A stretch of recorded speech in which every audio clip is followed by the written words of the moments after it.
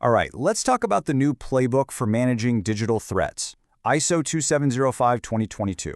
And look, this isn't just some minor update, it's a total rethink of how we should be approaching cyber risk in a world where security is, well, it's a core business function now. So let me just ask you this right off the bat. Is your company's risk plan already a fossil? Because the ground is totally shifted, and what worked even just a couple of years ago might be leaving you wide open today. And this, right here, is the heart of it. The big shift is from just protecting servers and laptops to protecting the entire business. We're talking its goals, its reputation, its bottom line. It's a much, much bigger game we're playing now. Which brings us to the problem with the old way of doing things. You know, it often felt like we were just flying blind, trying to get through a digital minefield with a map that was hopelessly out of date. I mean, think about it. For years, risk management was this thing that happened in an IT silo. It was always reactive, scrambling after an audit or an incident, and honestly, it was completely disconnected from what the CEO and the board were actually worried about. In the world we live in today, that just doesn't cut it anymore. So what's the fix? Well, let's dive into the new rulebook. The 2022 update to ISO 27005 is not just a fresh coat of paint, it's a modern, streamlined answer to this massive challenge. Okay, so what's really changed? This table lays it out pretty clearly. You can see right away the structure got way simpler, 10 clauses instead of 12. But the huge changes, the ones that really matter, are philosophical. Look at the approach. It's not just asset-based anymore. Now it includes event-based. And check out that tiny word change at the bottom, from impact to consequence. And that one little word swap is absolutely brilliant. Consequence isn't just tech jargon. It's the language of enterprise risk, straight from ISO 31000. It forces us to ask, how does this security thing affect our business goals? And just like that, the security team and the boardroom are finally speaking the same language. So, how does this new rulebook actually work in the real world? Well, it boils down to this really clear 5-step action plan that turns risk management from a static project into a living, breathing cycle. So here's what that cycle looks like. You kick things off with step 1, context establishment. That's where you figure out what actually matters to your business.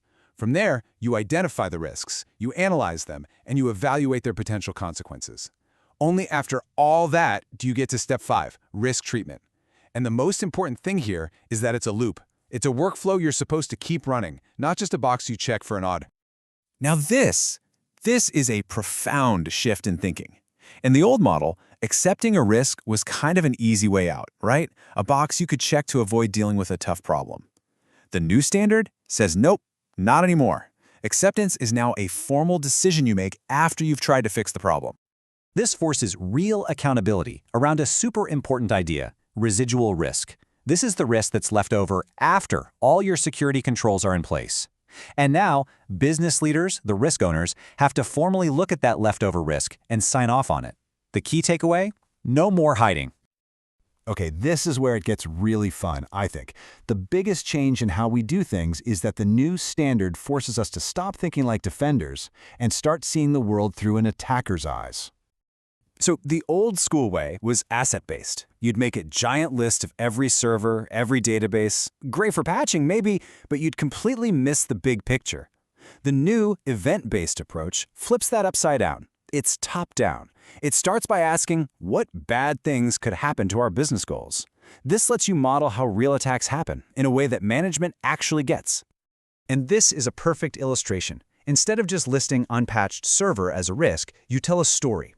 A phishing email leads to stolen credentials, which lets an attacker move through the network, and bam, critical systems are encrypted. The result isn't a technical glitch, it's a business catastrophe, complete operational paralysis.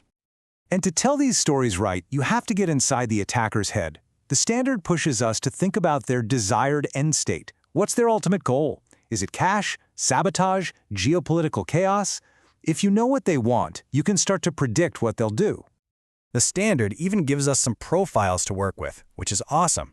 We're not just fighting faceless hackers. We have the Avenger, maybe a disgruntled former employee, or the state-related actor with nearly unlimited resources. Thinking in these terms makes these abstract threats feel very, very real. So, when you put this all together, what does it add up to?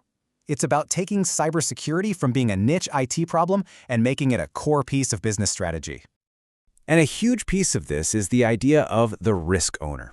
This isn't the IT admin. This is the person with the authority and the accountability for a risk. For a financial system, that owner's probably the CFO. For infrastructure, the CTO. It puts accountability right where it belongs, with business leadership. And here is the ultimate payoff. When we talk about risk in terms of business consequences, we can finally put cyber risk on the company's main risk register, right next to market risk or supply chain risk. This lets the board make smart, apples-to-apples decisions about where to put its money and resources. It's a true game changer. This chart here really sums up the whole rebalancing act.